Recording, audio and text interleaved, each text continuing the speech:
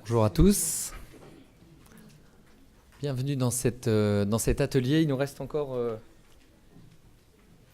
quelques petites minutes avant le démarrage officiel, mais je pense qu'on est presque au complet. Alors, je vais, avant que nous démarrions, faire un petit sondage à main levée.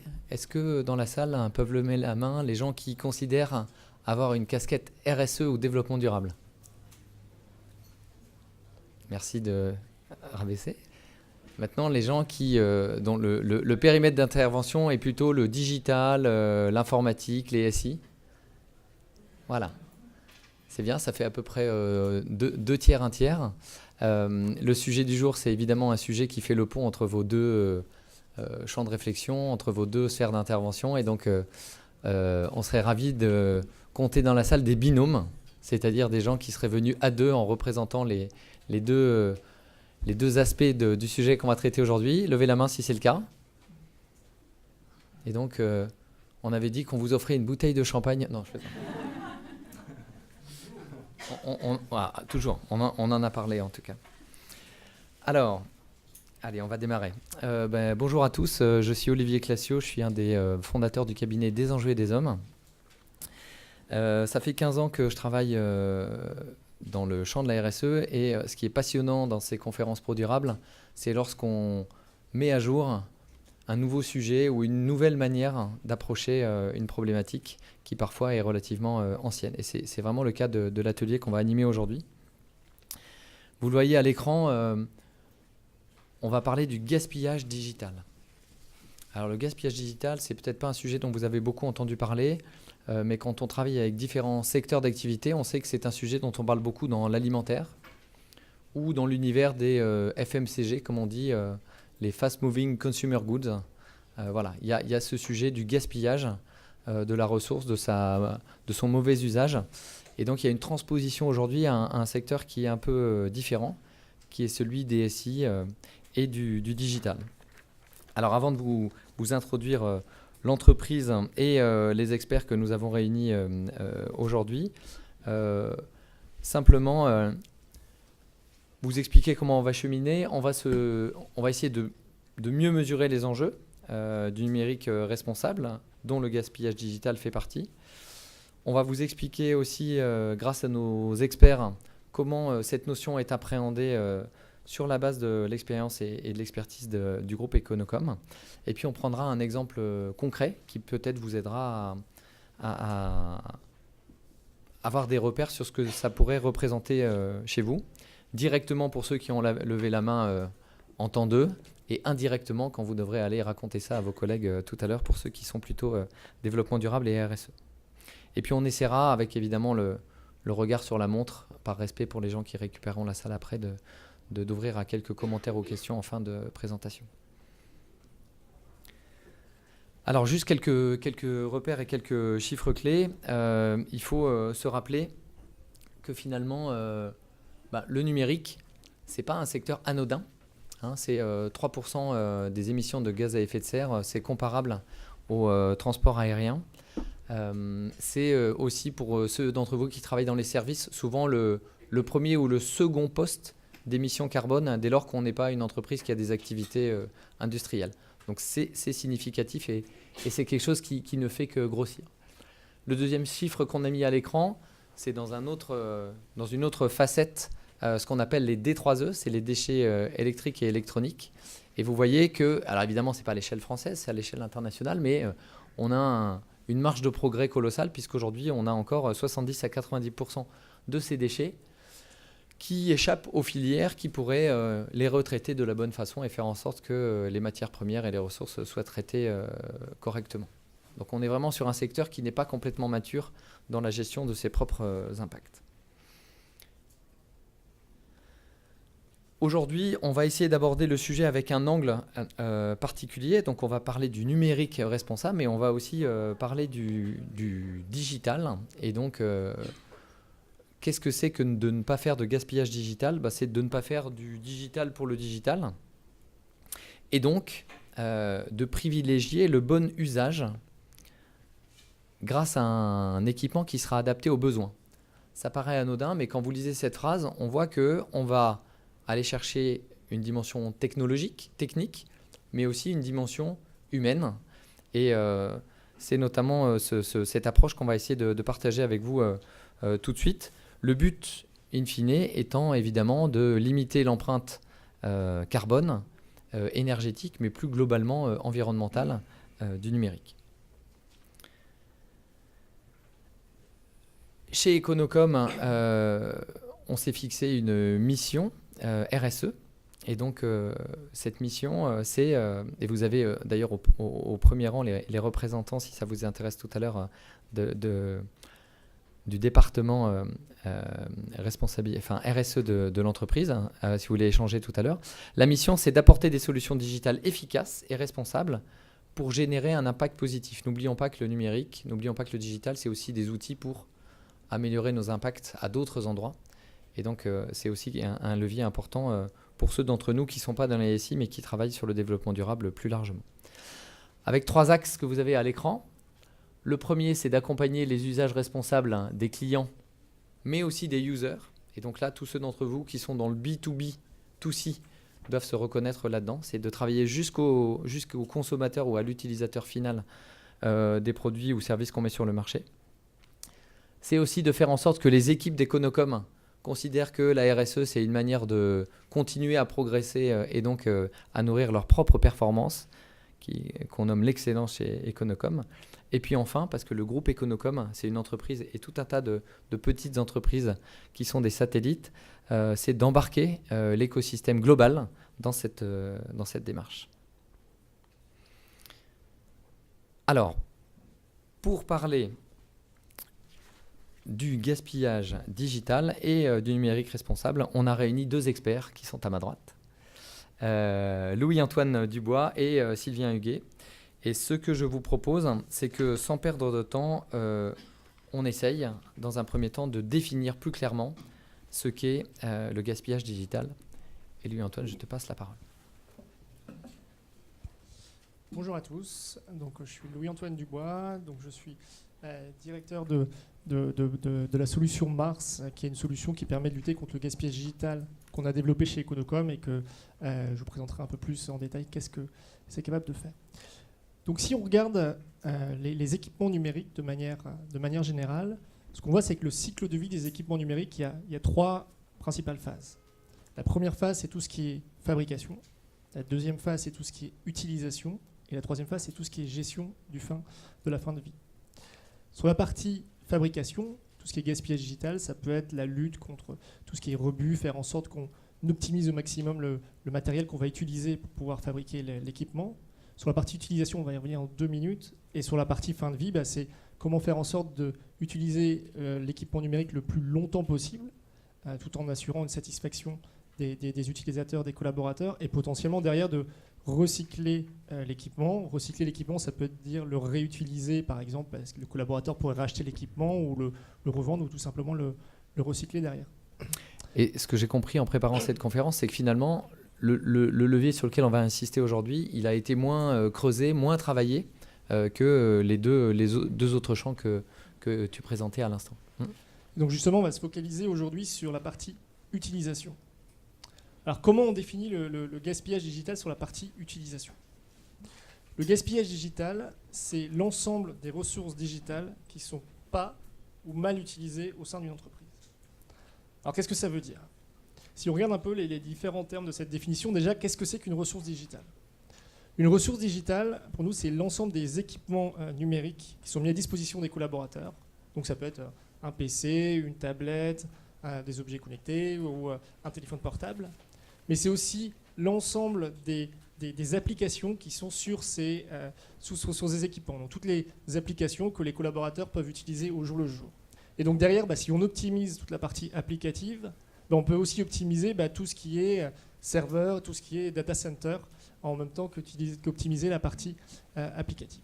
Donc ça, c'est pour la partie ressources digitales. Qu'est-ce que c'est qu'une ressource digitale qui n'est pas utilisée ? Une ressource digitale qui n'est pas utilisée, c'est une ressource qui appartient à un collaborateur et le collaborateur ne l'utilise pas au jour le jour pour pouvoir réaliser les tâches pour lesquelles on lui demande de réaliser ces tâches. Mais ça peut être aussi pour les parties équipement numérique, une ressource qui est en stock. une ressource qui n'a pas été rendue à la fin de vie, par exemple lorsque le collaborateur quitte l'entreprise, ou une ressource qui peut être en panne. Et qu'est-ce que c'est qu'une ressource digitale qui est peu utilisée? Alors peu utilisée, on voit 3 dimensions. Qu'est-ce que c'est qu'une ressource qui est mal utilisée? On voit 3 dimensions. Première dimension, ça peut être tout ce qui est consommation énergétique. Donc une ressource qui consomme plus que ce qu'elle devrait consommer normalement pour pouvoir réaliser ce qu'on lui demande de réaliser. Ça peut être aussi une notion de dimensionnement. Donc c'est-à-dire une ressource qui est pas bien calibrée par rapport aux usages des collaborateurs. Par exemple, j'en sais rien, si on peut donner un équipement type une Ferrari à un collaborateur qui fait du back-office et qui n'utilise quasiment pas son PC ou vice-versa. Et troisième notion dans la partie mal utilisée, c'est tout ce qui est gestion de la fin de vie. Gestion de la fin de vie, c'est faire en sorte qu'on retire l'équipement numérique au bon moment, c'est-à-dire à partir du moment où il commence vraiment à être en fin de vie et pas parce qu'on considère qu'au bout de 2 ans, on change régulièrement les équipements numériques. Alors on pourrait se dire que pour comprendre ça et pour y travailler, on va faire que de la technique. Et en fait, ce que moi j'ai trouvé très intéressant dans la préparation de cette conférence, c'est que justement, il y a une dimension humaine et finalement centrée sur le user, comme on en parlait tout à l'heure, qui a priori rentre dans la manière dont vous approchez le sujet. Parce que quand on veut véritablement lutter contre le gaspillage digital, il faut vraiment comprendre quelles sont les causes racines de ce gaspillage digital. Et les causes racines, pour comprendre les causes racines, il y a une partie de ces causes qui proviennent de l'utilisateur, qui va utiliser ou non une ressource. Donc, dans la manière dont on voit le gaspillage digital, on met vraiment l'utilisateur au centre du jeu, parce qu'on considère que dans tout projet digital qui est déployé par une DSI ou par une entreprise, c'est in fine, c'est l'utilisateur qui est le maître du jeu et qui va décider si oui ou non, il va s'approprier la ressource qui est mise à sa disposition. Comment il va décider s'il va s'approprier la ressource qui est à sa disposition? Déjà, il va regarder est-ce que la ressource elle répond à ses besoins. Deuxièmement, il va regarder est-ce qu'il n'y a pas une ressource plus facile d'accès sur le marché qui répondrait mieux à ses besoins. Par exemple, je prends un exemple pour ceux qui connaissent un peu la partie commerce. Donc en commerce, on a des outils type CRM qui permettent de regarder, d'annoter tous les clients, les contacts clients, etc. Et il y a des outils qui sont du marché que les entreprises poussent, mais il y a aussi le fichier Excel qui peut parfois aussi bien marcher. Et troisième chose, il faut que les ressources elles fonctionnent bien du premier coup. Et tous ces facteurs-là font que dans tout projet digital, il y a des ressources qui ne sont pas forcément utilisées et donc il y a du gaspillage digital qui peut avoir lieu. Donc comprendre véritablement les usages pour pouvoir lutter contre le gaspillage digital, concrètement, ça veut dire quoi? Comprendre par exemple, c'est comprendre une cause racine. Par exemple, si on prend la partie tout ce qui est consommation énergétique, si on se rend compte qu'il y a des PC qui sont ouverts, la cause, on pourrait aller voir les collaborateurs et leur dire de fermer leur PC par exemple le soir avant de partir, mais il y a peut-être une raison pour laquelle les PC restent ouverts la nuit et consomment. La raison, ça peut être que à chaque fois qu'on veut ouvrir un PC, ça nous prend, je ne sais pas, 10 minutes pour ouvrir le PC. Et quand je parle de 10 minutes, c'est des cas qu'on a vus chez certains de nos clients. Comprendre pourquoi une machine est surdimensionnée, c'est aussi regarder un peu d'un point de vue sociologique et comportemental au sein de l'entreprise tout ce qui est lié un peu à la reconnaissance. Par exemple, il peut y avoir certains types de collaborateurs en fonction d'une seniorité qui peuvent avoir une machine qui soit un peu plus dimensionnée par rapport à ce que la personne a besoin. Comprendre comment on peut gérer la fin de vie sur la partie gaspillage digital, c'est comprendre un peu à partir de quel moment le PC qu'on donne au collaborateur, le collaborateur n'en est plus satisfait. Et donc il y a une notion forcément de mon PC il est vieux donc je ne suis pas content, mais il y a une notion aussi plus factuelle qui est mon PC il est plus vieux et donc il y a plus de problèmes et donc j'appelle par exemple plus le helpdesk, etc. Et donc c'est véritablement être capable d'avoir cette notion de ressenti utilisateur couplée à une notion un peu plus factuelle. Et c'est donc cette compréhension du gaspillage digital d'un point de vue factuel, d'un point de vue sociologique et d'un point de vue comportemental, qui va permettre de définir pour chaque type de collaborateur ce qu'on appelle le digital utile. Le digital utile, c'est la ressource digitale qui correspond exactement aux besoins des collaborateurs, ni plus ni moins, et qui est totalement calibrée à ce que le collaborateur a besoin et retirée du collaborateur au moment le plus opportun. Donc voilà un peu notre vision du gaspillage digital. Donc l'ensemble des ressources digitales qui sont peu ou mal utilisées. Et pour cela, on pense qu'il faut être capable d'avoir une vision très fine des usages des collaborateurs pour pouvoir comprendre un peu les causes racines qui expliquent ce gaspillage digital. Alors, ce qui est intéressant, c'est que là encore, on benchmark des approches de focus group qui peuvent exister en marketing sur d'autres sujets. On regarde vraiment l'utilisateur comme l'être humain qu'il est, avec ses comportements, ses usages, le niveau de compréhension qu'il a parfois de ces sujets. Et ce qui est intéressant, vous voyez en bas à droite ici, c'est aussi les indicateurs de performance. On a aussi un indicateur de satisfaction qui devient un indicateur plein et entier dans la manière dont les directions informatiques vont pouvoir avancer. Alors, donc je pense que là, on a compris le concept, on a compris l'enjeu. Maintenant, la question, c'est si ça nous intéresse concrètement, comment est-ce que ça fonctionne? Et donc, chez Econocom, on a deux équipes d'experts qui travaillent main dans la main pour faire avancer ce sujet. Et on va essayer de vous expliquer un petit peu comment ces deux expertises peuvent être mises à contribution. Alors, Mars et What's Green, est-ce qu'on peut définir comment ces deux angles peuvent aider les entreprises qui sont dans la salle? Alors la première chose qu'on voulait vous montrer, c'était effectivement Mars, qui est une solution qui va permettre de factuer les usages pour pouvoir lutter contre le gaspillage digital d'un point de vue ressources pas utilisées, ressources mal dimensionnées ou gestion du fin de vie. Et après, What's Green, qui est une solution qui va plus travailler sur la partie impact environnemental et énergétique. Donc si on se place, donc si on revient un peu sur la compréhension des usages, pour véritablement comprendre les usages d'un point de vue sociologique, factuel et comportemental, notre vision, c'est qu'il faut réussir à factualiser ces usages. Et pour factualiser ces usages, il faut extraire de la donnée et exploiter cette donnée. Aujourd'hui, ce que vous savez ou vous ne savez pas, c'est que dans toutes les ressources digitales que vous avez à votre disposition, que les entreprises mettent à votre disposition, il y a plein de données qui existent. Il y a des données d'usage qui permettent typiquement de remonter tous les bugs que vous pouvez avoir au jour le jour, combien de temps vous passez sur chacune des applications, quand est-ce que vous ouvrez votre ordinateur, quand est-ce que vous le fermez. Il y a des données plus comportementales qui peuvent être tous les appels helpdesk que vous faites sur quel type d'appel, quel type de sujet, quel type de problème que vous avez. Et il y a des données plus sociologiques, c'est en fonction de vous, en fonction de où est-ce que vous êtes situé, en fonction de votre département, quel type de ressources vous avez à votre disposition pour pouvoir réaliser vos usages. Donc l'idée derrière Mars, c'est on prend toutes ces données, on met tout dans un même endroit, qu'on appelle en langage Big Data un data lake, et à partir de ça, on définit un certain nombre d'indicateurs intelligents pour, factualiser les usages, et pour deux, identifier le gaspillage digital et lutter contre le gaspillage digital. Donc derrière, par exemple, on va être capable de voir, par exemple, si on a des ressources qui ne sont pas utilisées, on va être capable de creuser un peu pourquoi ces ressources ne sont pas utilisées. Ça peut être un problème de processus, ça peut être un problème de comportement, etc. Et là encore, il y a le croisement entre cette expertise de l'analyse de la data et ce que vous avez à droite, c'est-à-dire d'aller entrer en dialogue avec les personnes de l'entreprise. Donc concrètement, comment ça marche quand pour factualiser ces usages et pour lutter contre le gaspillage digital dans une démarche qu'on appelle le type Mars. La première étape, c'est véritablement de ce que j'appelle build awareness, c'est-à-dire en gros comprendre un peu l'existant et l'étendue des dégâts. Donc pour ça, on essaye de factualiser le gaspillage digital on est capable de mettre des agents dans les PC qui remontent des données qui disent si l'ordinateur est ouvert, par exemple un 1, et si l'ordinateur n'est pas ouvert, un 0. Donc par exemple de calculer le temps, le nombre de jours où le PC n'a pas été utilisé, et pareil pour la partie applicative. Et on est capable aussi de savoir le temps d'utilisation. Donc ça permet d'avoir un peu une vision du potentiel à aller chercher en termes de gaspillage digital, avec à la fois tout ce qui est en stock, tout ce qui est en panne, mais aussi tout ce qui n'est pas utilisé et qui est mis à disposition des collaborateurs. Une fois qu'on a cette vision un peu de base, il va falloir aller travailler avec les différents départements pour pouvoir comprendre pourquoi on a ce gaspillage digital.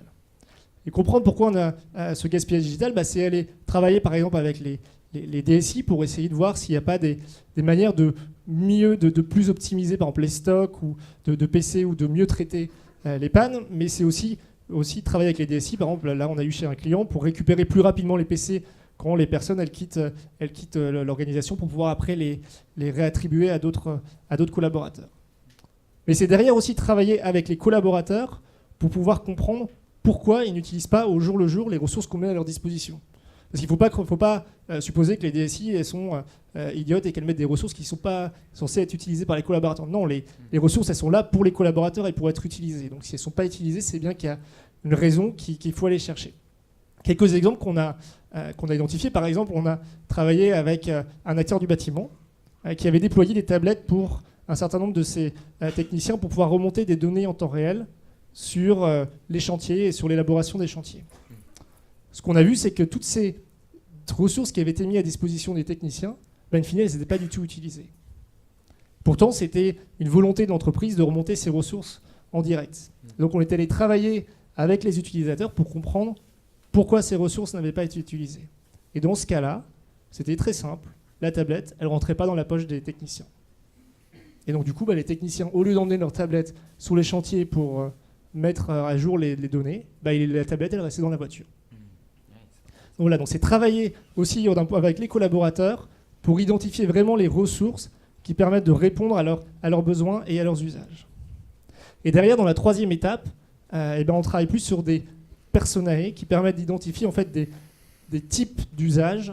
Et sur ces types d'usages, on réfléchit à quelles sont les meilleures ressources digitales qui permettent de répondre à ces types d'usages. Et à partir de quand exactement il faut retirer la ressource digitale et la remplacer parce que ça génère derrière des problèmes ou de l'insatisfaction. Donc voilà un peu la démarche qu'on est en train de mettre en place. C'est un certain nombre de nos clients. Donc on factualise le gaspillage digital pour comprendre l'étendue des problèmes. 2, on réfléchit avec la DSI, mais aussi avec les collaborateurs sur des causes racines du gaspillage digital. Et 3, on traite plus la partie dimensionnement et la partie gestion de la fin de vie. Ces personas, encore une fois, ceux d'entre nous qui sont dans les entreprises qui font beaucoup de marketing grande consommation, c'est les choses qu'on connaît. Je trouve intéressant de ne pas classer les gens à gauche ou à droite de la fracture numérique entre ceux qui ont compris et ceux qui n'ont pas compris, mais d'être plus fin. Et donc d'être vraiment sur une utilisation, une intelligence de l'utilisation qui vous donne en tant que DSI des leviers d'accompagnement beaucoup plus performants. Et donc, Mars, donc on a bien dit, donc c'est une approche holistique pour pouvoir traiter un peu le gaspillage digital et les causes racines, notamment en termes d'usage. Donc maintenant, on va vous présenter What's Green, qui est une solution qui va permettre de gérer toute la partie consommation énergétique et impact environnemental. Merci. Bonjour à tous. Donc Sylvain Huguet, je suis la suite de notre exposé. Après Mars, effectivement, sur la partie What's Green. Je reprends le relais avec, vous voyez, c'est le fil conducteur vraiment de notre présentation, ce fameux cycle de vie. Le gaspillage digital, effectivement, en effet, il faut que vous, entreprise, vous le maîtrisiez. Mais il y a de façon plus globale, quelque chose également qu'il faut que vous maîtrisiez, c'est votre empreinte énergétique. D'accord ? Donc peut-être, avant de commencer, on va poursuivre dans la notion du sondage. Qui connaît l'empreinte numérique de son entreprise ? Qui a déjà mis en place une démarche ? Allez-y, n'ayez pas peur. Il y a 3 mains et demi. Y a pas, voilà, bon, ça me rassure un petit peu, comme ça on va peut-être avoir l'occasion de se revoir. Mais en tout cas, effectivement, mettre en place cette stratégie, c'est agir. Donc connaître son empreinte numérique, c'est agir sur le cycle de vie. D'accord ? C'est ce qu'on vient d'expliquer sur la partie gaspillage digital. Et quand on est sur le cycle de vie, certes, on va continuer avec l'utilisation, mais on va aussi quand même agir sur la partie fabrication et la partie fin de vie, d'accord, puisque c'est de votre responsabilité, notre responsabilité, et agir sur tout ce qui est autour des émissions de gaz à effet de serre, sur les ressources naturelles, les épuisements qu'on peut avoir par rapport à ça, tout l'aspect énergétique également, et ça va être un point assez important de notre sujet. Et tous ces points-là, eh bien, c'est d'évaluer véritablement les impacts que ça peut avoir sur ces étapes du cycle de vie. Quand on a des PC, on va fortement agir sur la partie, la première, la fabrication. Quand on a un data center, on va fortement agir sur la partie utilisation. D'accord ? Donc à chaque étape, il va y avoir des indicateurs et c'est ça qu'on va mettre en place avec What's Green notamment. C'est très bien que vous soyez venus en couple, comme l'a précisé Olivier, la direction RSE et la direction IT. C'est exactement la vision qu'on espérait de la salle. Donc effectivement, 2 rôles. La direction RSE, c'est votre rôle, vous le connaissez, vous êtes là pour mettre en place une stratégie, impulser, emmener avec vous les différentes directions pour réduire, entre autres, réduire l'empreinte environnementale pour notre sujet, mais vous avez bien d'autres sujets. Et puis l'IT, au-delà de son rôle traditionnel de mettre à disposition un système d'information qui doit toujours fonctionner pour les utilisateurs, son rôle c'est aussi de s'engager dans la transformation numérique, d'accord, et d'utiliser véritablement le numérique comme un levier, mais pas simplement de sa transformation, également de sensibilisation, c'est-à-dire embarquer avec lui les utilisateurs. Et puis pour ceux qui ont déjà assisté à des conférences sur le sujet précédemment, c'était la notion du Green IT ou IT for Green. Ben, c'est cette notion-là qu'il faut retrouver, c'est-à-dire véritablement le numérique au service de la transition écologique. Donc vos deux aspects ici, eh bien, transformation numérique et transition écologique, c'est un projet commun. Et vous allez voir qu'aujourd'hui, nous, c'est la façon dont on aborde cette thématique et qu'on la décline chez nos clients. Alors, pour ce faire, Econocom a développé depuis un certain nombre d'années une business unit, Green IT, qui est devenue une business unit numérique responsable, avec véritablement comme solution centrale What's Green, donc un ensemble de solutions et de conseils pour accompagner véritablement les entreprises dans leur stratégie de numérique responsable. Donc il y avait 4 objectifs à la base pour cette BU. J'espère qu'on les maintient toujours. C'est déjà de sensibiliser en fait, les entreprises véritablement à ce sujet, puisqu'il faut déjà évangéliser auprès du plus grand nombre. 2, eh bien, on a accompagné les entreprises à estimer leur performance environnementale. Ensuite, eh bien, on a accompagner les entreprises dans la mise en place des bonnes pratiques, ça c'est un rôle très fort, et d'essayer de les mesurer dans le temps. Et puis enfin, on ne l'a pas oublié aussi, c'est de partager. Effectivement, on a ensuite comparé les entreprises entre elles, partagé les bonnes pratiques. Et ça, c'est pas seul, hein, c'est pas que Econocom, c'est aussi tout un écosystème qui travaille sur ce sujet et d'essayer véritablement eh bien, d'avoir une méthode commune, des outils les plus homogènes pour que vous puissiez eh bien, mettre en place et mesurer dans le temps et les efforts que vous allez pouvoir mettre en place. Et vous le voyez bien, dans mon discours, je m'adresse autant aux directions RSE qu'aux directions informatiques. Et idéalement, dès qu'on peut les avoir dans la même pièce dès le départ du projet, eh bien là, on sent qu'on peut partir dans le temps sur quelque chose d'assez durable, pour reprendre l'expression par rapport à la thématique. Donc, juste, excuse-moi Olivier, trois étapes. Tu peux revenir juste sur le slide précédent, pardon. 3 étapes à retenir dans la mise en place de What's Green. 1, réaliser l'audit environnemental, d'accord, de vos équipements numériques. 2, mettre en place les bonnes pratiques. Et puis 3, les mesurer dans le temps. Et ça, vous allez voir que c'est un élément assez important de voir les écarts et de voir les avancées que vous allez pouvoir faire sur le sujet. Comment on procède ? De façon très pragmatique. Aujourd'hui, on n'est pas intrusif. On récupère les datas que vous nous communiquez. Donc, on a des outils, comme on l'a précisé précédemment, mais on peut aussi récupérer des inventaires de votre part. L'objectif, c'est de pouvoir travailler à partir des informations que vous allez nous fournir et puis rentrer ça dans des calculateurs que nous avons développés et qui va permettre de sortir des indicateurs énergétiques et environnementaux que vous avez là-haut. D'accord ? Donc l'idée, c'est véritablement de pouvoir estimer sur l'ensemble des équipements numériques de votre système d'information la consommation qu'ils peuvent avoir et dégager ce qui va être le plus énergivore. Ensuite, eh bien, on matérialise l'ensemble de ces informations dans des livrables. Donc on remet des bilans énergétiques, des bilans environnementaux.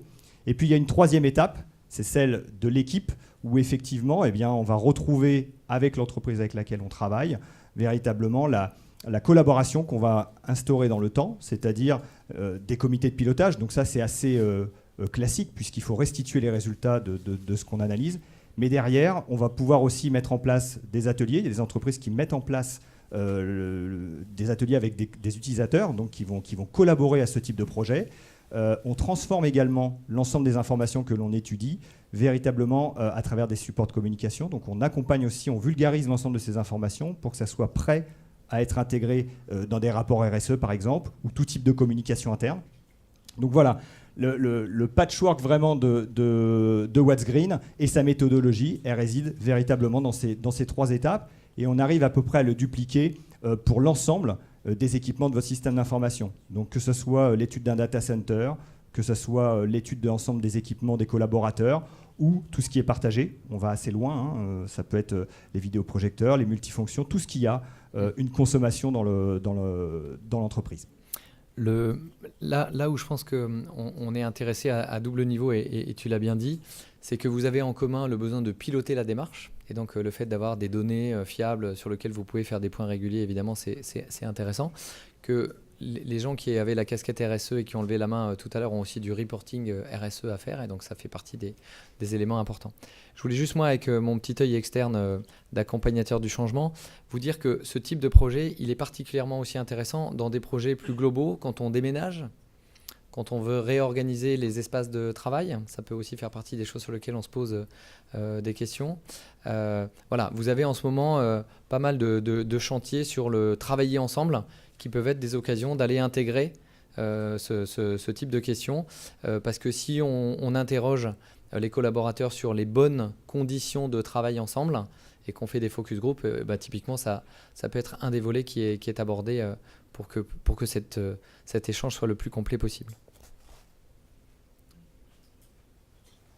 Alors, une fois qu'on a étudié toutes ces données, une fois qu'on a étudié tout votre système d'information, eh bien, les conclusions qu'on va apporter à travers nos rapports, et je vous l'ai dit tout à l'heure, c'est l'étape avec la mise en place des bonnes pratiques, ça a une résultante. Et la résultante, c'est effectivement les préconisations, les bonnes pratiques et des projets qui vont découler derrière. Alors, on ne va pas aller jusqu'à dire qu'un service IT attend qu'on produise les résultats de What's Green pour entamer des projets au sein de son organisation.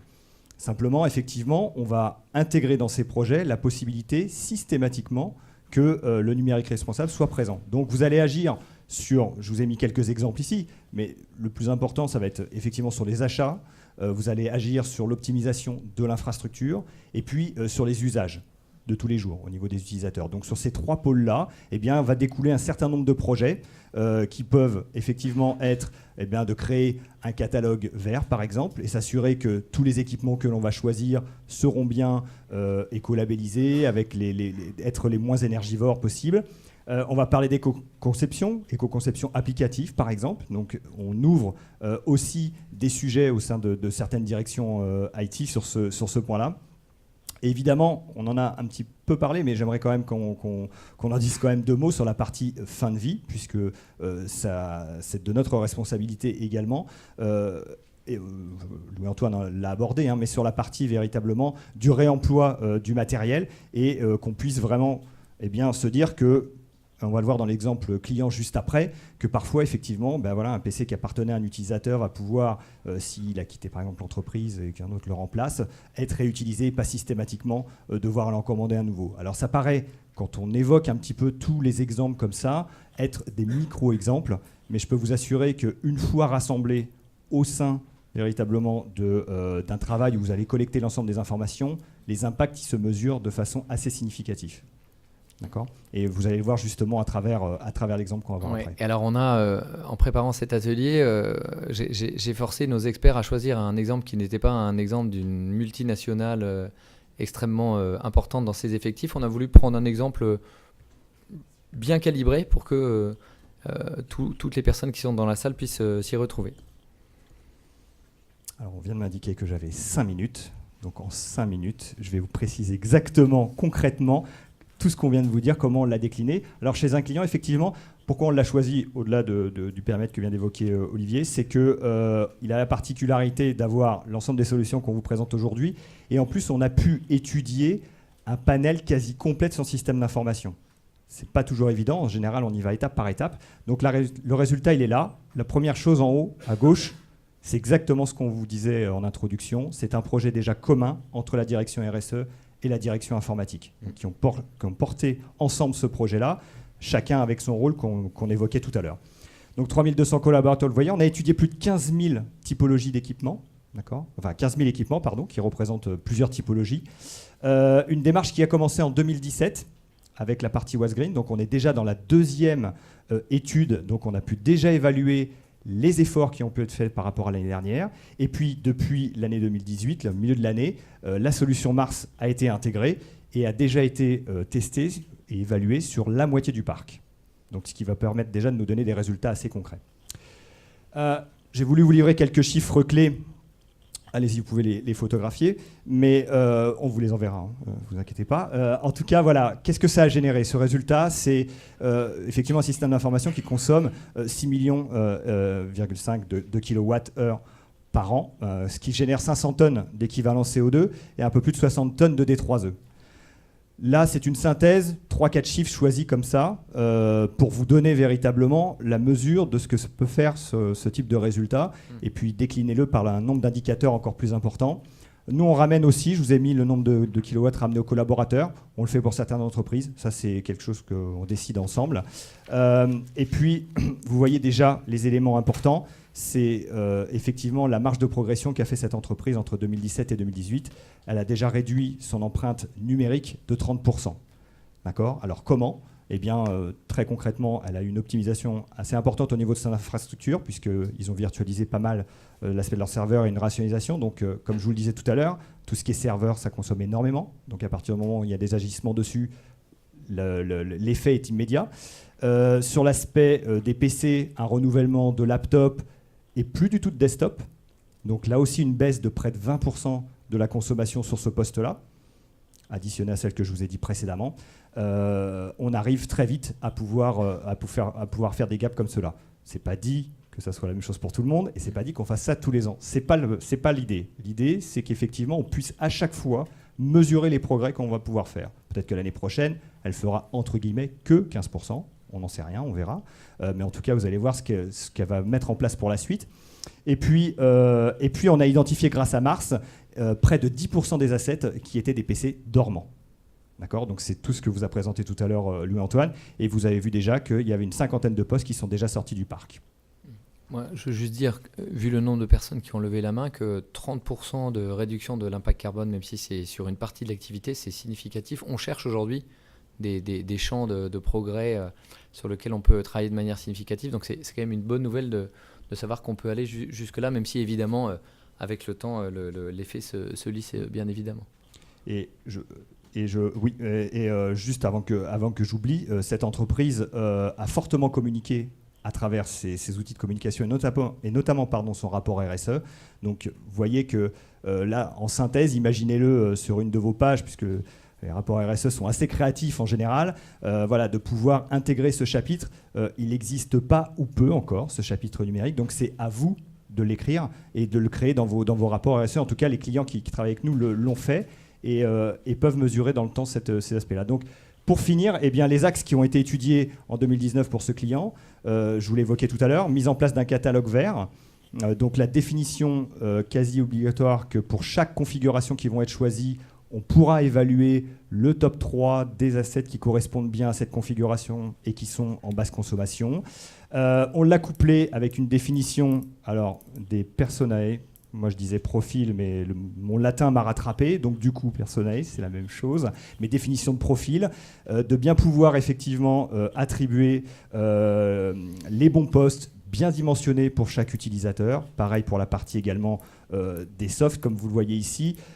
Je vous laisse lire, mais on a ouvert aussi la brèche de l'éco-conception applicative qu'on évoquait tout à l'heure. L'éco-conception applicative, par exemple, pour ce client, eh bien, c'est de voir que son site web était peut-être un petit peu gourmand. Et donc, voilà, il y a une possibilité de pouvoir agir au niveau du codage et de pouvoir réduire ça. Eh bien, voilà, si on éco-conçoit son site web, on va un petit peu moins prendre de bande passante et donc un petit peu moins de stockage au niveau des serveurs. Démultiplier ça par le nombre de projets. Vous voyez, on offre une liste aux directions informatiques assez dense. Mais en tout cas, voilà, la mise en application de toutes ces pratiques, ça permet à un moment d'évaluer la maturité des entreprises par rapport à cette thématique. Et puis, celle-ci, on peut dire qu'elle commence à plutôt être très mature. Et donc, d'avoir vraiment une véritable démarche de numérique responsable. Donc, il ne nous reste plus qu'à vous dire, à vous de jouer, quoi. Merci beaucoup.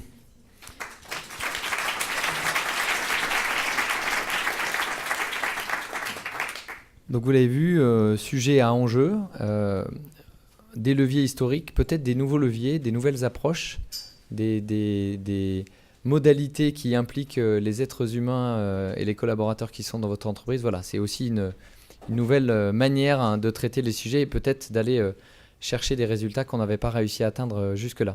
En tout cas, merci à nos experts qui ont été à la fois précis et efficace dans le temps. Ça nous permet d'avoir un temps d'échange avec la salle. Donc j'ai un petit micro là. Je vous proposerai de vous présenter très courtement. Et puis on fait questions courtes, réponses courtes. Comme ça permet à tout le monde de jouer. OK ?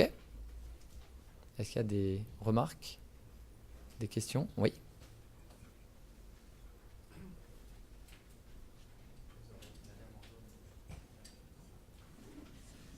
Bonjour, Camille Stellin, Société Générale. Alors sur les postes de travail, on imagine assez bien, et vous en avez parlé d'ailleurs, les problématiques et les solutions qu'on pouvait apporter sur des gros équipements type data center, type mainframe. Quelles pourraient être les problématiques ou quelles ont été les problématiques que vous avez rencontrées, les solutions apportées ? C'est pour toi ça. Alors en fait, on les a adressés avec un angle vu. Il y a plusieurs angles de vue, qui est l'angle de vue de poste de travail. C'est-à-dire, en gros, on a dit en optimisant le poste de travail et les applications qui sont liées à ce poste de travail, on va réussir à optimiser derrière les serveurs et les data centers. Mais on pourrait derrière effectuer la même démarche sur la partie serveur, c'est-à-dire aussi déployer sur des serveurs, typiquement des agents qui permettent de dire qu'est-ce qui est utilisé et qu'est-ce qui n'est pas utilisé et à combien ils sont utilisés. On a quelques clients qui nous l'ont demandé. On n'est pas encore allé à ce niveau-là, mais c'est un sujet sur lequel on est en train de travailler pour voir comment on peut l'adresser aussi. Et juste pardon, pour compléter aussi, peut-être aussi c'était la double question que vous aviez. On a aussi dans la méthodologie qu'on a déployée la possibilité spécifiquement de l'adapter au data center. D'accord, effectivement, on traite aussi ce sujet-là. Le data center est dans le système d'information, mais il est traité un petit peu à part parce que effectivement, sa spécificité fait que déjà il a de l'IT, mais pas que. Il a aussi de la clim, il a d'autres choses qui composent le data center. Donc la composition du data center est un peu plus large. On sait complètement adapter cette méthodologie au data center. Donc aujourd'hui, on sait faire un audit environnemental que du data center, qu'il soit d'ailleurs chez vous ou que ce soit les espaces que vous occupez chez un hébergeur. D'accord ? Donc on peut tout à fait adapter une étude spécifiquement que sur vos data centers. Oui, bonjour. Et justement, comment vous avez une vision de l'impact du cloud public ? Parce qu'il y a de plus en plus d'entreprises qui basculent sur les services de Amazon, Microsoft, etc. Et du coup, là, j'imagine que vous ne demandez pas à Amazon quelle est l'empreinte de leur service d'hébergement.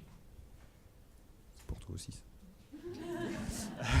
Alors oui, c'est un petit peu la limite effectivement du sujet. Je vous remercie de poser cette question. J'espérais pas l'avoir en fait, mais bon, c'est le jeu. Non, effectivement, c'est la limite parce que quand on étudie son empreinte carbone, son empreinte environnementale de son numérique, on pense effectivement à tout ce que l'on a dans son entreprise. Avec cet aspect-là, je parle du cloud, je parle effectivement de pouvoir délocaliser l'ensemble de cette infrastructure en dehors de son organisation.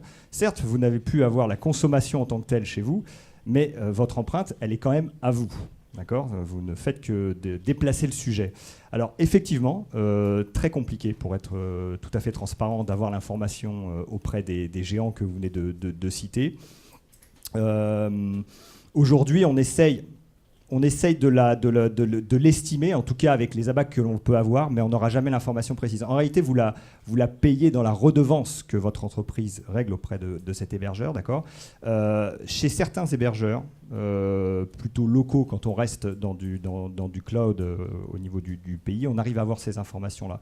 Quand on commence à être sur du mutualisé, type Amazon qui est parti à l'autre bout, c'est un peu plus compliqué. Donc on va rester sur des estimations par rapport, je dirais, à des informations que va nous communiquer les directions informatiques, notamment en charge de l'aspect data center, et on va essayer de recouper et d'avoir une estimation à plus ou moins 10%. Donc on arrive à peu près à ça, mais on n'a pas l'information la plus précise, et c'est les seuls éléments et qui, à mon avis, sera compliqué à avoir. Sachant que mais on en tient compte. C'est du scope 3 en carbone, si c'est fournisseur. Donc à un moment donné, ceux d'entre vous qui ont envie d'aller jusqu'au scope 3 devront discuter avec ces acteurs, aussi gros soient-ils, pour avoir une information utilisable. Donc c'est pas parce qu'ils sont gros qu'ils ne doivent pas jouer. Il y avait une autre question, je crois, dans cette partie de la salle. Non ? Merci. C'est juste une question pratique. Ça s'inscrit dans le temps ou c'est la solution, hein, ou c'est un one-shot et on arrête, on fait juste un bilan et point barre? Alors là, c'est pour toi. La réponse, c'est ça dépend. Il y a des entreprises qui veulent que ça s'inscrive dans le temps, c'est-à-dire pouvoir suivre au jour le jour le gaspillage digital dans le temps et voir un peu l'impact des solutions qu'ils ont mis en place, mettre en place des personnels qui peuvent suivre dans le temps pour pouvoir voir aussi comment ça va évoluer. Et il y a d'autres entreprises qui veulent avoir une cartographie à un instant donné, que ça peut être sur la partie usage ou que ça peut être sur la partie gaspillage digital, avec derrière un plan d'action pour pouvoir diminuer le gaspillage digital, mais sans pour autant avoir le suivi dans le temps. Et pourquoi en fait il y a des entreprises qui ne veulent pas avoir le suivi dans le temps? C'est que derrière en fait la partie peut-être qu'un jour vous allez poser la question, il y a des notions de RGPD aussi, et avec le croisement des données. Et donc il y a la manière dont on traite aujourd'hui, on peut faire toutes ces analyses de manière totalement anonymisée, ce qui permet d'avoir une direction, une trajectoire sur laquelle on veut aller et derrière avoir un plan d'action. Mais l'idée, c'est pas d'aller fliquer les employés au jour le jour pour dire Madame Durand, elle n'a pas utilisé son PC. Et je voulais juste apporter un élément. La présentation qui a été faite, voyez aussi le côté sensibilisation, accompagnement des usages, là encore qu'on a dans d'autres secteurs, de vos users. Donc ça veut dire que le diagnostic est intéressant, mais le fait que les gens comprennent comment mieux utiliser le digital, c'est quelque chose qui va s'inscrire dans le temps.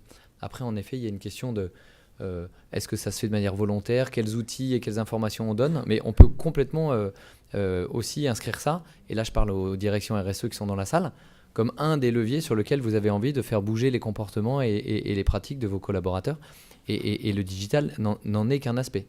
Mais ça peut complètement s'inscrire dans la durée et dans un plan d'action à moyen terme. Il y avait une question de madame qui a le micro déjà. Bonjour. Vous avez à un moment mentionné du partage de bonnes pratiques et je voulais savoir si vous avez commencé à avoir des topologies par secteur d'activité sur les consommations cibles qu'il faudrait. Alors, sur la partie Mars, c'est un sujet sur lequel on travaille en fait en mettant en place des benchmarks de toutes les entreprises et des clients sur lesquels on a travaillé. Aujourd'hui, la solution, elle a été lancée il y a environ 6-8 mois, donc on n'a pas encore assez de clients pour avoir ce benchmark. Donc on a des bonnes pratiques d'un point de vue processus qui sont mis en place, pas forcément d'un point de vue factuel, mais c'est un sujet sur lequel on travaille progressivement en fonction du nombre de clients qu'on arrive à intégrer dans la solution. Oui, sur les études qu'on a déjà menées chez nos clients, on me pose souvent la question, effectivement, de dire, voilà, par rapport à une entreprise du même secteur, où est-ce que je me situe? Parce que qu'en fait, quand on restitue les résultats, on veut tout de suite se positionner soit par rapport à l'Hexagone, soit par rapport au monde, ou soit par rapport au secteur auquel on appartient. C'est assez compliqué parce que déjà, la première chose, c'est qu'il faudrait trouver, même si vous êtes dans le même secteur, avoir les mêmes périmètres, qu'on étudie exactement les mêmes typologies d'équipements, et puis après les mêmes usages. Alors même s'ils s'y rapprochent, ce que je veux dire par là, c'est qu'on pourrait le faire, mais les quelques fois où on a commencé, ça ne donnait pas forcément une réalité. Donc on a évité de comparer parce que voilà, chaque organisation a aussi ses rythmes. Et l'idée, encore une fois aussi avec What's Green, c'est pas forcément ni de comparer, ni de sortir les bons et les mauvais élèves. En réalité, j'espère que le message est bien passé, c'est de commencer simplement déjà à faire une première photo et de savoir d'où on part. Parce que tout le sujet derrière d'évaluer, de mettre en place les outils, si vous ne savez pas d'où vous partez, vous ne pourrez jamais mesurer. Donc l'idée, elle est vraiment de se dire, je sais d'où je pars, quelle que soit la consommation qu'on va vous sortir. Et ce qui est important, c'est de se dire, OK, sur une année, voilà les progrès que j'ai pu faire. Et c'est ça que vous allez communiquer, vous, dans vos rapports RSE. Ce n'est pas forcément toute la batterie d'éléments. C'est on a progressé de 12%, on a progressé de 20%. Et pour ça, il faut savoir d'où on part. Donc c'est plus ça qu'il faut retenir. En revanche, à ISO problème, une bonne pratique est partageable, même avec des gens qui ne sont pas dans notre secteur d'activité. Donc c'est là aussi où on peut faire circuler l'information. Très court, messieurs, parce qu'il faut qu'on laisse la place pour les suivants. Merci. Christophe, je fais partie d'un collectif en transition numérique et durable. Question, est-ce qu'il n'y aurait pas un pont possible, c'est la question de madame qui avait pensé à ça, avec les RH pour mettre en place des notes de frais limitées en empreinte digitale, sachant qu'on a la même chose sur les empreintes carbone. On a le droit à 2000 tonnes de CO2 par an. On se fait une note de frais carbone et là on pourrait se faire une note de frais empreinte numérique. C'est une piste, est-ce que ça pourrait être possible avec les RH? Du coup, il y aurait un triptyque DSI, RSE et l'IRH. C'est une très bonne idée. On a bien identifié qu'il y avait un fort lien avec les RH, notamment sur la partie usage, mais on n'avait pas identifié ce point-là, donc merci de l'avoir partagé. Alors, merci beaucoup de votre participation active. On va essayer d'être bien rigoureux. Donc, nos experts vont sortir dans le couloir, ils vont se disperser un petit peu. Donc, si vous avez envie de leur parler, je vous propose de sortir de la salle. Ça permet aux gens qui sont après nous de prendre possession des lieux. Et si vous n'arrivez pas à leur parler tout de suite, ils seront sur le stand de Des Angers des Hommes, c'est le stand numéro 10, au milieu du salon. Donc, n'hésitez pas à les y rejoindre tout à l'heure si besoin. Merci et bon salon.